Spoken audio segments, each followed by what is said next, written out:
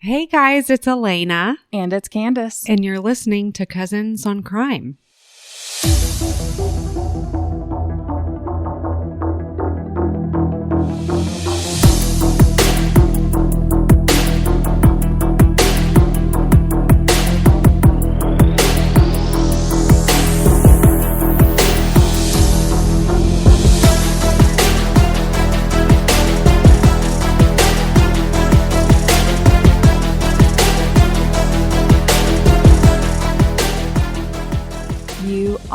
Listening to Cousins on Crime. Crime?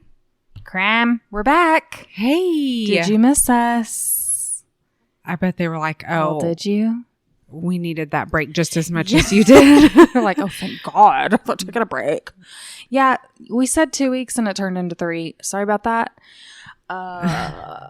Yeah, just life. And I know we said we'd be working on cases, but I have one prepared. Yeah, I have one prepared.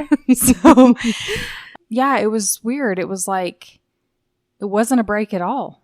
I mean, it was a break for you guys, but it wasn't a break for us. No. I felt like I was somehow busier, or maybe my efforts were just focused on other areas. Yeah, I mean, that alone, your situation definitely has you busier. So yeah, yes. when you said, "Are you ready to record?" and I'm like, "Huh? It's been 2 weeks." No, it's been 3. No, it's been 3. But my littlest was in the hospital for a few days having surgery, and then it's just been rough after that. So yeah, trying to get in the swing of just trying to get her pain under control. It's really sad. Oh.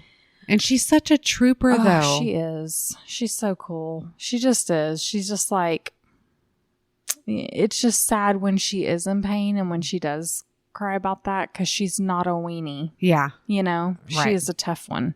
Other than that, what have you been up to during the break? Air quotes. I don't even know. I just know that I've had something to do every day. I can't even tell you what I've done. It's all a blur. It is. Well, I don't know. Here we are, back again. Yes, and Candace brought some wine. Yeah. So menage a trois. Cheers to getting back. Clink. I didn't have to say clink because it clinked. Yeah. But I've really missed talking to you about true crime. Yeah. So I'm really excited to hear about your case. Yeah. So, I mean, we can get into it. Well, let's do it. Okay.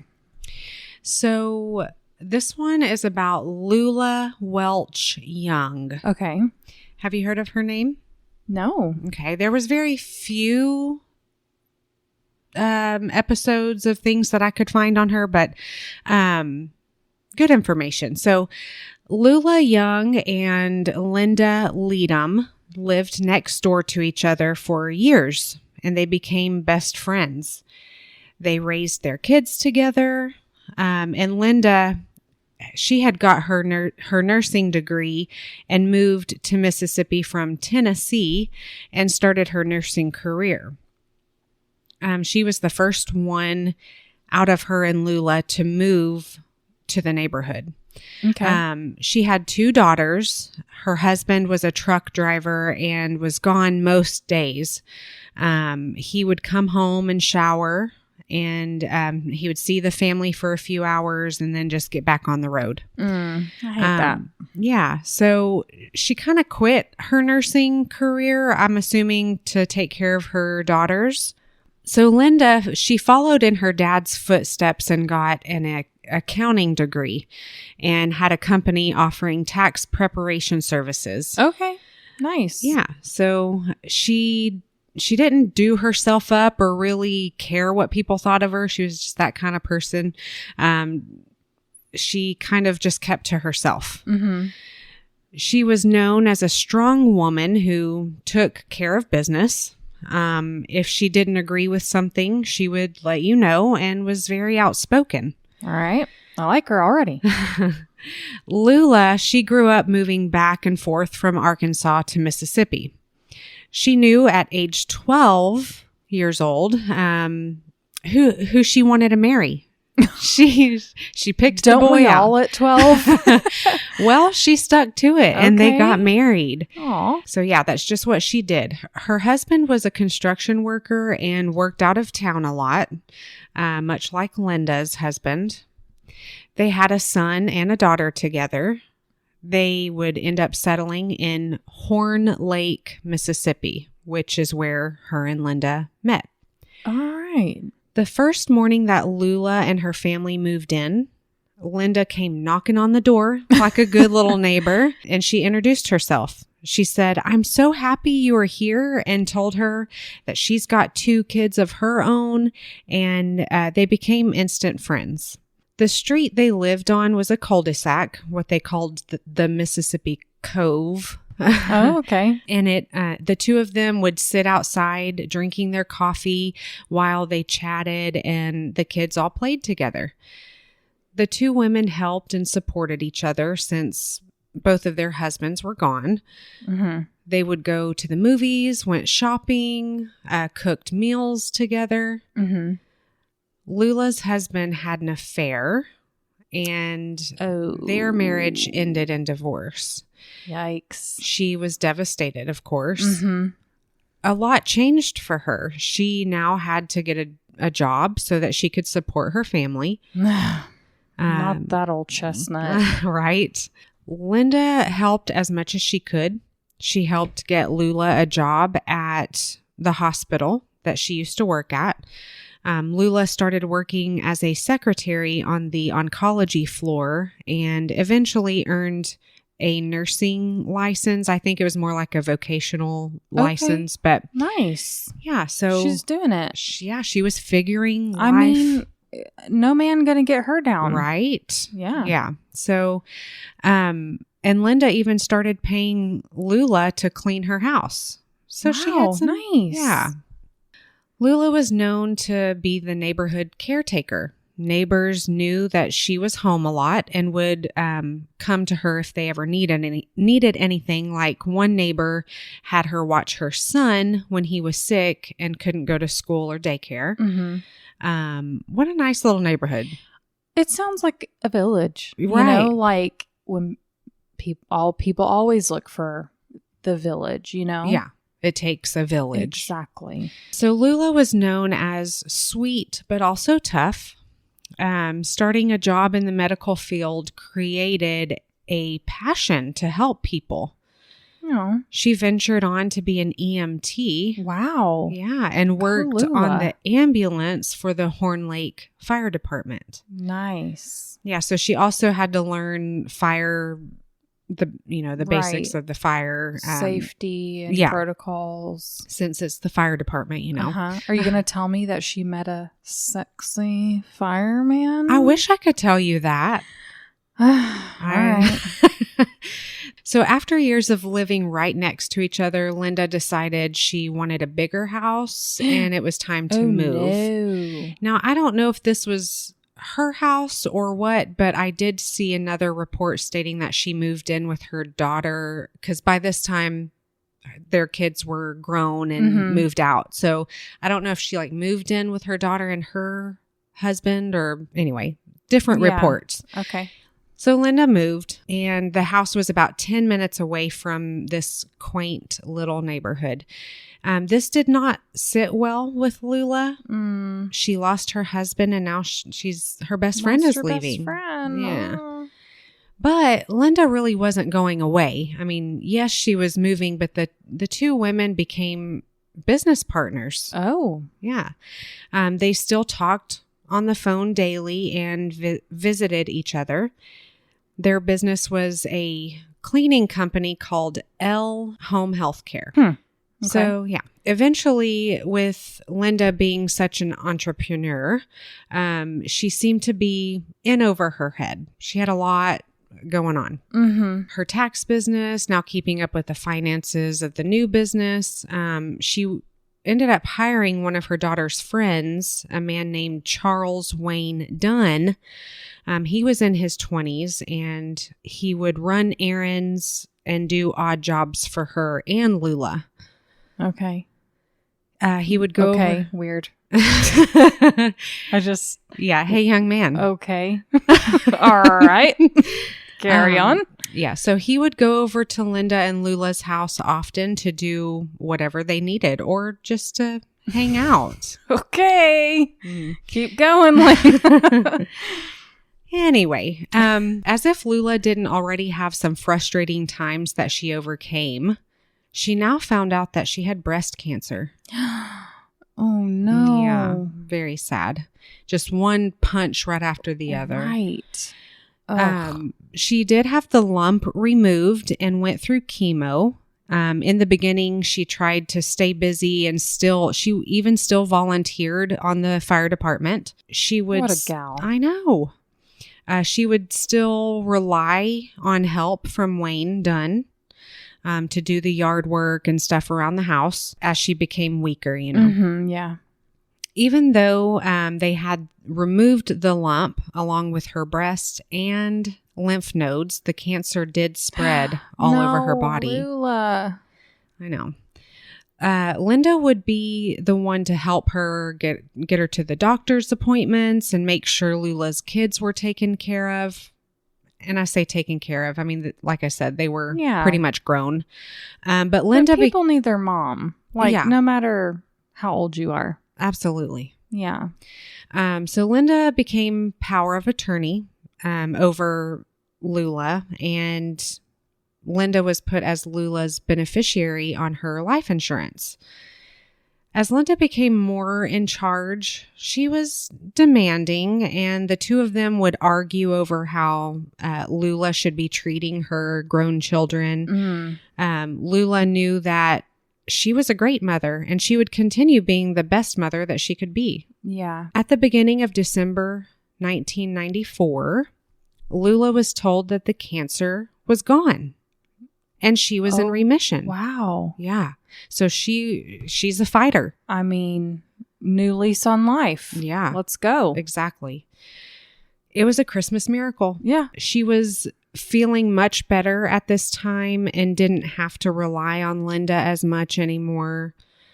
December 18th, 1994, Wayne went to Lula's and he was hanging out. They were talking, and then Lula went to bed. She told him that he could stay as long as he needed, but she was just really tired and needed to go to sleep.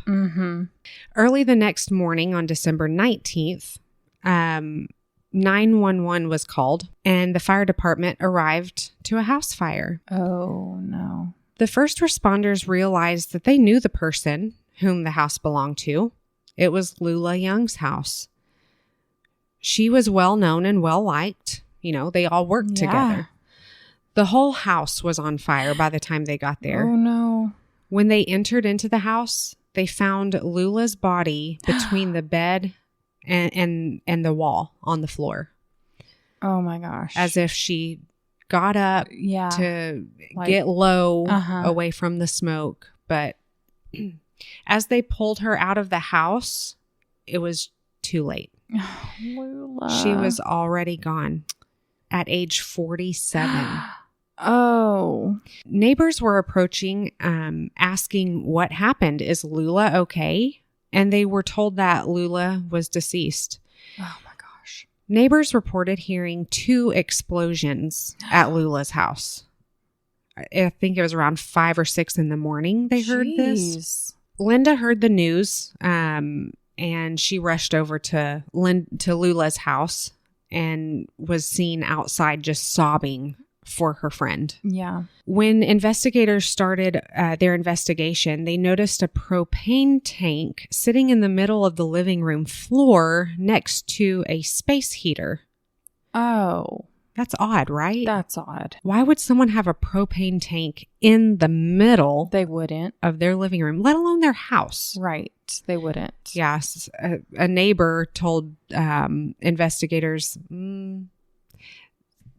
someone said that Linda was holding a grill and a propane tank in Lula's house. So like storing them for her? Yeah, storing. So I'll get to that in a minute, but Okay. I'm getting ahead of myself. Well, tell me everything. The propane tank valve was in the open position. So this was determined that the fire was intentionally set. I'd say. And this was the origin. What they had to find out now was, did she intentionally set this up to end her own life, or did someone else do this? I'm going to go with she's a cancer survivor. Right. And she ain't going to give up. I think that was everybody's answer. Yeah. They're like, she didn't roll over. Yeah. And just say, well, I've got cancer. Bye now. Yeah. No, she's like, I want to live. Exactly. I'm going to fight this. And that is exactly what her family said. Yeah. Everyone who knew her just couldn't understand that would be something she would do. She just came into remission. Right. She beat cancer. She's not going to do this. She wanted to stay alive. The first break in the case came, I think it was a couple years later, actually. Wow. From a call from a woman named Brenda Driver. She was a nationwide insurance agent who had sold a $500,000 policy to Lula Young. Brenda heard about the house fire that had killed Lula Young. She immediately recognized the name. She's like, oh, I just sold her a policy. Brenda attempted to call Lula, and Linda answered the phone and confirmed that her sister, Lula, had died. Oh. So Brenda later, she's like, oh, okay. So yeah, your sister, this is Linda. Okay, your sister, Lula. Wow, that's interesting. But later, Brenda saw the person that she knew as Lula Young at Walmart. Shut up. It was Linda. This is, as the kids say, it's giving Pam Hupp. Exactly. The whole time I'm researching this, I'm like, am I reading Pam Hupp's story? Come on. Yeah, the person she met as Lula was actually Linda Leadham. Wow. Brazen. When she put two and two together, she immediately informed her supervisor and the authorities. And this was a couple years later when she runs into her? You know, I don't know. There's different reports about that. It seems like this woman would have said something sooner had she known something was awry. Right. What are the odds that she runs into her? In the right place at the right time. Walmart, you say? Walmart. It's always Walmart. So, yeah, when the investigators learned the address on the policy was actually Linda's, they knew who set the fire and what the motive was. Right. Upon further investigation, they learned that Linda set up several life insurance. Do they do it? Why do they do it? I mean, Dios mío. So there were several policies out for Lula. If these insurance companies knew Lula had breast cancer, they would not have approved the policy, right? Of course. So Linda posed as Lula during the wellness screening. Okay. To most of these. All right. Therefore, the screening showed a healthy person fit to qualify. Linda would set herself up as the sole beneficiary. Of course. I think there was one that Linda put her husband as the beneficiary. What? I don't know. Maybe to not be so sus. Okay. Wait, Linda put her own husband? Yeah. Not Lula's husband. Right. That's even more suspicious. Why drag him down with you? I don't know what her thinking was. All right. So Lula was only aware of one policy that she agreed to in the beginning. Okay. Like when she had cancer or after? Well, I think I think at the beginning of the cancer. Okay. Her family only already had one, and her family was only aware that Lula was only aware of one. Right. Okay. Makes sense. So allegedly the payout to all of these policies would have been about $1 million. Jeez. And Linda paid $1,000 a month for all of these policies in the 1990s. Linda, sweetie. She was on a mission. She was dedicated. She's like, I'm going to get a return on my investment. This ain't nothing compared to what I'm getting. Yeah. Oh. Okay. So, but get this. In the search of her home, they found several life insurance policies on a man named Robert Stovall. Who? Yeah, so not just on Lula. There's this new person involved. What? I'm not sure exactly how she knew this man, but on some policies, he was listed as Linda's adopted brother, and other policies, she listed him as Linda's son-in-law. Which is it? I would assume they're all with different companies. Yes. Okay. Yes. Like one in Kansas. There's Nationwide. There's MetLife. Oh my. They should have like a database. I mean, I know they're competitors, but like. Absolutely. I mean, you know pharmacies do these days. Yeah. So life insurance and shit. Anyway. So in court, it was said that Robert Stovall was a man that Linda's parents took care of in Tennessee. Not sure. But when Robert Stovall was questioned, he didn't know about these policies. How eerie. Can you imagine someone being like, did you know such and such has some life insurance policies on you? Mm-hmm. And she did the same thing back a couple years ago to a woman named Lula, and she actually did the deed. Did. Yeah. Oh my. So when Lula went into remission and Linda realized that Lula wasn't going to die as soon as she thought, that's just sick. Mm-hmm. She had to figure out a way to get her to die so that she could, one, not have to pay a monthly premium, and two, get $1 million. Also, some of these policies paid double for accidental death. So it was reported that she gave Lula's kids, because she did get some money from these policies. That's what I was going to say.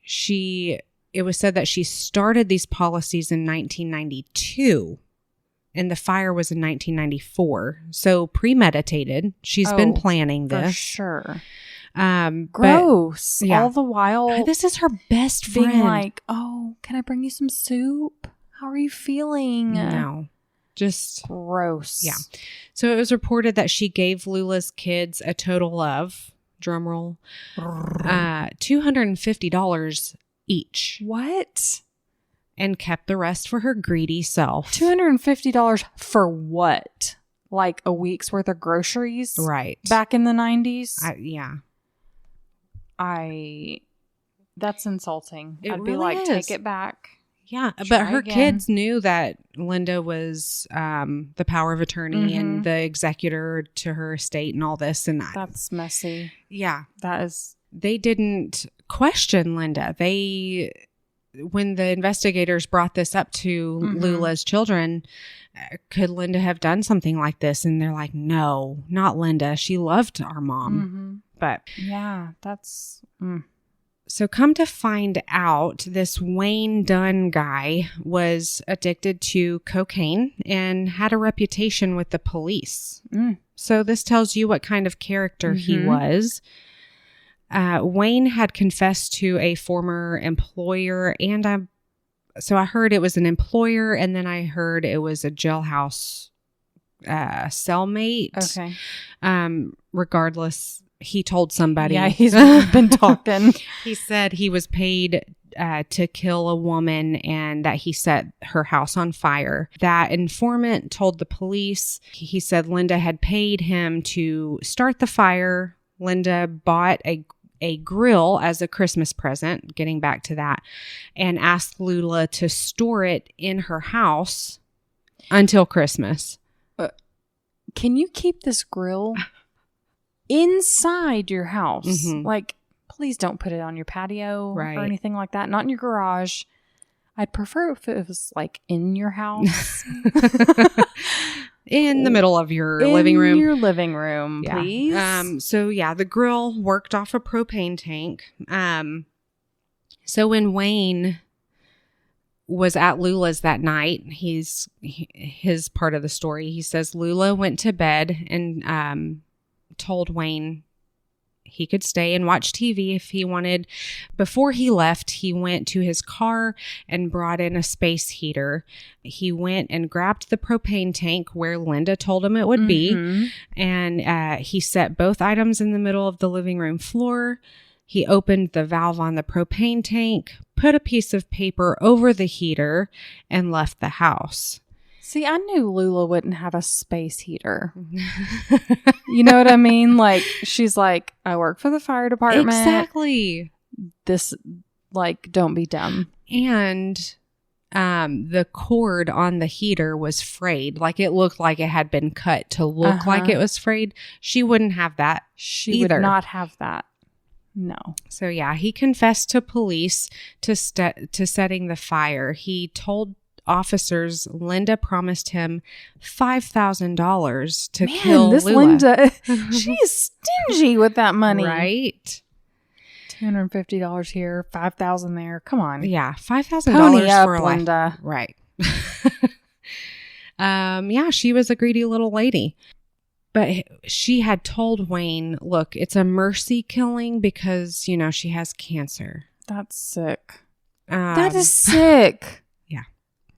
Let's blow her house up. Mm-hmm. Poor thing. Yeah. She won't feel a thing. No, because he gave her sleeping pills. Ay, ay, ay. When police questioned Wayne again, he shared more information not known to the public, admitting he visited Lula's house and brought the propane tank. See, the police didn't make that known about the propane tank, with the story that Linda wanted Lula to keep it for her or whatever.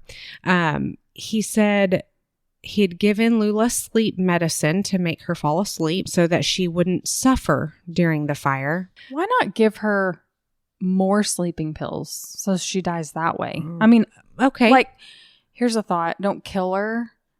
But if you don't want her to suffer, you know what I mean? Yeah. Like, but it had to look accidental. True. So yeah, he waited on her to go to sleep before he set the fire. I mean, yeah. So, but I don't know what time he left her house, but the fire, I mean, the explosion, like I said, happened around, I think, 5 o'clock in the morning from what I've read. So, well. So it took a while for the propane to like fill up and. Good Lord. That's scary. Yeah. When he was getting things off of his chest, though, Wayne also confessed that this wasn't the only time he had set a fire on Linda's orders. What? He started a fire at a house in South Haven as well. That house belonged to Linda's daughter. And that was 2 years after Lula's house fire. That's so messed up. I don't know if her daughter was in on this scheme. Insurance job. Exactly. You're so smart. I'm so glad you're my cousin. I've been around. Okay. Yeah. So the motive for the second fire was insurance money. It worked the first time, right? Yeah. So what's more is when asked at trial about Robert Stovall, Wayne testified that after Lula's death, Linda asked him to kill Robert. She did not give a reason for wanting him killed, but offered him $10,000 to commit. Okay, well.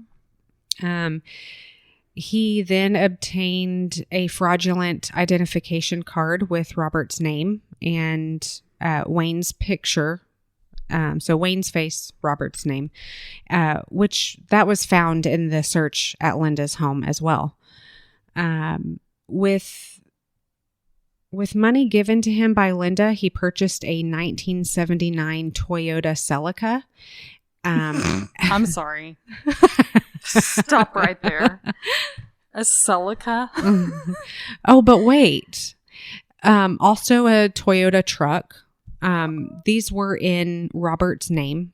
But these vehicles, it didn't matter what kind of car it was, Candace, because these vehicles were going to be involved in a car wreck that killed Robert. Okay. So they were low-key for a reason? Right. Wow. Yeah. Goodness gracious. So Wayne pleaded guilty, and he's in Mississippi State Penitentiary. Linda was arrested on March 11th, 1997. Actually, I don't know if that date's correct. Her trial, there was a trial in 97. I meant to really research that because I saw different reports, but she was arrested. Her defense was she was doing what Lula wanted. The plan was for her to be the recipient of the money because Lula's... I'm so sure. Yeah, because Lula's kids just couldn't be trusted. No. Just, and you know what? Just give my kids like $250. Yeah, that'll be fine. Yeah. Yeah. But the jury, just like you, Candace, they didn't buy it. Nope. Yeah, they found her guilty on all counts, and she was sentenced to life in prison without the possibility of parole. Bye. Enjoy your okra stew in prison. Yeah. So that's all I have for you. Gross is all I have to say. Gross. Like, could you imagine your bestest friend who you hang out with every day, you talk to, your business partner, and all the while you're sitting there going, I'm gonna kill you. Just you wait. It's coming. Gross. Heartless. Yeah. Soulless. Evil. Yeah. That's who Linda is. You know what? This was great. We're going to do it again next week. And there's going to be a lot of like parallels. Oh, how do we do this? Like, because we are in sync. Oh. Bye. Thanks for listening. Bye.